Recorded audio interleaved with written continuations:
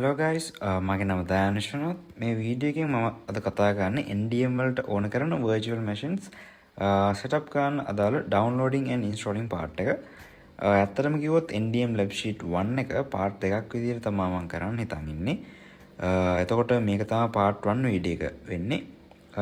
එතකොට part 2 එකේදී තමයි lab sheet එකේ ඉතුරු ටික මම කරන්න හිතන් ඉන්නේ. එතකොට මගේ වීඩියෝස් වල screen එක record කරලා පස්සේ තමයි මම audio set ගන්න හිතන් ඉන්නේ. එතකොට අපිට download කරගන්න වෙනවා VMware software එක CentOS 9 and Fedora 39. අපි VMware එක use කරන්නේ hypervisor විදිහට.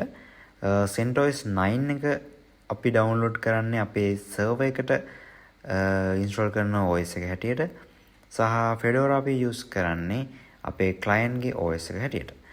එතකොට ඔයාලට මේවා download කරගන්න ඕන නම් මම යට description එකේ links දාලා තියන්නම්. එහෙම නැත්නම් ඔයාලට campus එකෙන් දීලා තියෙන resources links වගේ අන්න ඒකෙන් ඔයාලට ඒ ටික download කරගන්නත් පුළුවන්. ඔව් එතකොට මේක තමයි VMware workstation software එක. එතකොට මේක තමයි අපි VMs ටික create කරන්නේ. සහ මේකෙන් තමයි VMs ටික manage වෙන්නේ.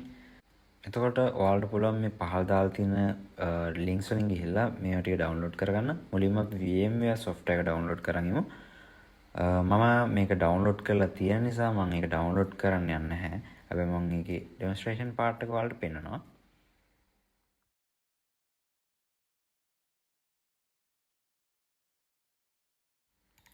හරි. එතකොට අපි බලමු CentOS 9 එක කොහොමද download කරගන්නේ කියලා. ඔයාලා මේ CentOS 9 එක download කරගද්දී පොඩ්ඩක් සැලකිලිමත් වෙන්න. මෙතන default download වෙන්න හදන්නේ CentOS version 10. ඔයාලා download කරගන්න ඕනේ version 9 එක. එතකොට ඔයාලා මෙතනින් version 9 select කරලා මම මේ download කරන ISO S කියන mirrors එක download කරගන්න. හරි. ඊට පස්සේ අපි බලමු Fedora 39 කොහොමද download කරගන්නේ කියලා. මගේ link එකෙන් ගිහලා ඔයාලා ඒක download කරගද්දී මෙන්න මේ තුන්වෙනියට තියෙන 2GB file size එක තියෙන ISO file එක download කරගන්න. ඔයාලා මේ දේවල් කරන්න කලින් ඔයාලගේ PC එකේ task manager එකට ගිහිල්ලා performance කියන tab එකේ CPU එකට ගිහිල්ලා බලන්න virtualization කියන එක enable වෙලා තියෙනවද කියලා. ඒක enable වෙලා තියෙන්න ඕනේ අපිට මේ වැඩ ටික ඉස්සරහට කරගෙන යන්න. ඔව් එතකොට බලමු VMware software එක install කරන්න කොහොමද කියලා. දැනටත් මගේ PC එකට VMware install කරලා තියෙන නිසා මම Windows VM එකක් දාලා ඒකට තමයි මම මේ install කරන්න හදන්නේ. එතකොට මම මේ install කරන්න කලින් ඒකේ file size එක කොච්චරක් තියෙනවද කියලා පෙන්නනවා. මේකත් normal software එක install කරනවා වගේම තමයි මේකේ ඔයාලට C එකට install කරන්න පුළුවන්. C එකට install කරේ නැහැ කියලා ප්‍රශ්නකුත් නැහැ. ඔයාලට කැමති තැනකට ඒක install කරන්න පුළුවන්. එතකොට මම මේකේ මේ ටික්ස් තුනක් ඕෆ් කරනවා. ඔයාලට ඒක චුට්ටක් කියලා බලලා ඔයාලට ඕන නම් විතරක් ඒ ටික්ස් ටික ඕෆ් කරගන්න. ඔව් එතකොට මේක ඉන්ස්ටෝල් කරලා ඉවරුනට පස්සේ අපිට VMware Workstation Pro කියලා icon එකක් බලාගත්ත හැකි. ඒක අපි open කරගත්තාට පස්සේ VMware Workstation application එක මේ විදිහට අපිට බලාගත්ත හැකි. හරි. එතකොට lab sheet එකේ කියලා තියෙනවා VM ටික create කරන කලින් NDM කියලා folder එකක් හදලා ඒ folder එක ඇතුලේ sub folders දෙකක් හදාගන්න කියනවා NDM server and NDM client කියලා. හරි එහෙනම් අපි ඒ directory එක හදාගනිමු. මම මගේ PC එකේ NDM කියලා folder එකක් හදාගෙන ඒක ඇතුලේ NDM server and NDM client කියලා sub folders දෙකක් හදාගන්නවා. ඊට පස්සේ අපි බලමු server VM එක හදාගන්න කොහොමද කියලා. මම අපි මුලින්ම workstation එක VMware workstation open කරගෙන මෙතන මේ තියෙන create new virtual machines කියන button එක click කරන්න. click කරලා ඔයාලට මේ වගේ wizard එකක් open වෙයි. ඒ wizard එකේ මේ custom කියන tick එක දාලා next ඔබන්න. next ඔබලා මෙතන workstation 25H2 කියන අලුත්ම version එක select කරලා මෙන්න මෙතන තියෙන තුන්වෙනි tick එක දාන්න I will install the operating system later කියන එක. ඊට පස්සේ මෙතනින් Linux කියන එක select කරලා ඔයාලගේ default වෙලා ඇත්තේ Microsoft Windows කියන එක. එතනින් version එක select කරන්න CentOS 7 කියන එක. ඊට පස්සේ මෙතනින් next දෙන්න. next දීලා ඔයාලට ඊට පස්සේ යනවා virtual machine එකට name X දෙන්න. මම මෙතන server 1 කියලා දානවා.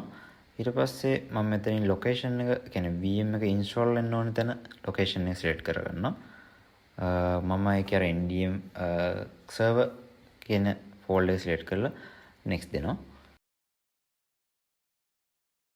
මෙතනින් අපිට කරන්න තියෙන්නේ මේ අපි මේ හදන virtual machine එකට processor cost allocate කරන එක. එතකොට ඔයාලා මේ default settings තියලා next දෙන්න. මෙතනදී අපිට කරන්න තියෙන්නේ මේ හදන virtual machine එකට අවශ්‍ය කරන memory එක allocate කරන එක.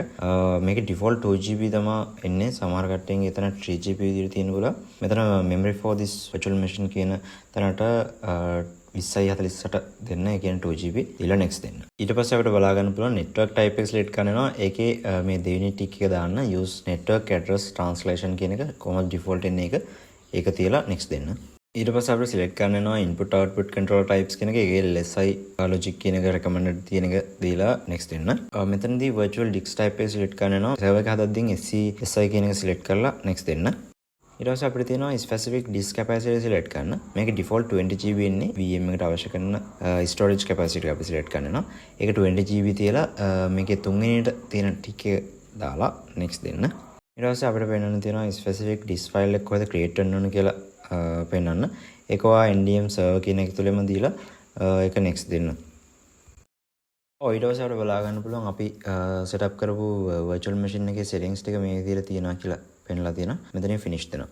ඊට පස්සේ අපිට බලා ගන්න පුළුවන් my computer කියන එක තුළ server 1 කියලා අපි හදපු virtual machine එක මෙතන හැදිලා තියෙනවා කියලා පෙන්වනවා. ඉතින් අපිට බලා ගන්න පුළුවන් අපි හදපු server කියන virtual machine එකේ තියෙන specs සහ ඒකේ settings ටික. server එකට අවශ්‍ය කරන VM එක හදාගත්තට පස්සේ අපි බලමු client VM එක කොහොමද හදාගන්නේ කියලා. ඔයාලා මෙතනින් home කියන බටන් එක ක්ලික් කරලා ඒකේ අපි කලින් වගේම create a new virtual machine කියන එක ක්ලික් කරලා ඒ custom advanced කියන එකට ටික් එක දාලා next දෙන්න. next දීලා ඒකේ hardware compatibility කියන එකේ workstation latest version එක select කරලා next දෙන්න. next දීලා මෙතන I will install the operating system later කියන එකට ටික් එක දාලා next දෙන්න. මේකත් අර කලින් වගේමයි ඔයාට අපි operating system එක Linux දීලා version එක select කරන්න Fedora 64 කියන එක.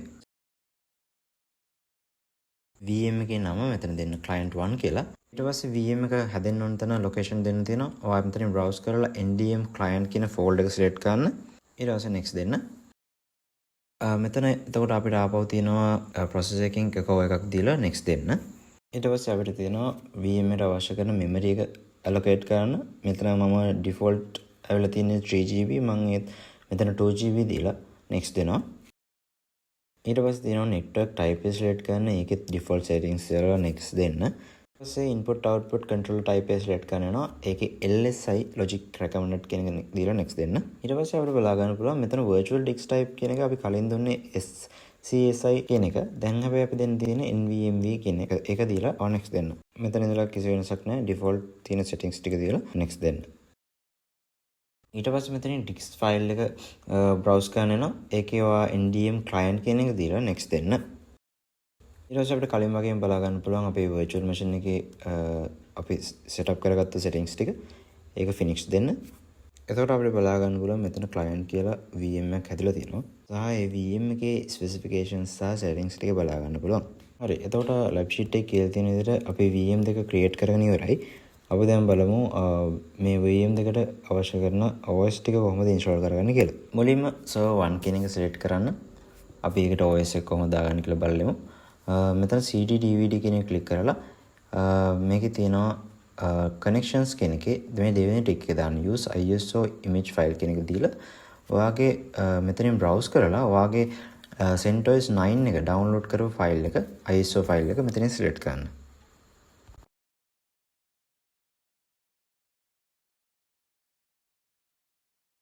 ඊට පස්සේ client 1 කියන එකට click කරලා ඒකෙත් අර වගේම devices settings වලට යන්න. ගිහිල්ලා ඒකේ CD DVD කියන එක click කරලා connections කියන එකේ use ISO image file කියන එකට ටික් එක දාලා එතනින් browse කරන්න Fedora workstation 39 කියන ISO file එක. ඒකේ 2GB file size තියෙන්න ඕනේ. ඒක අනිවාර්යෙන් check කරගන්න. ඊම server 1 එකේ OS එක install කරන් යමු.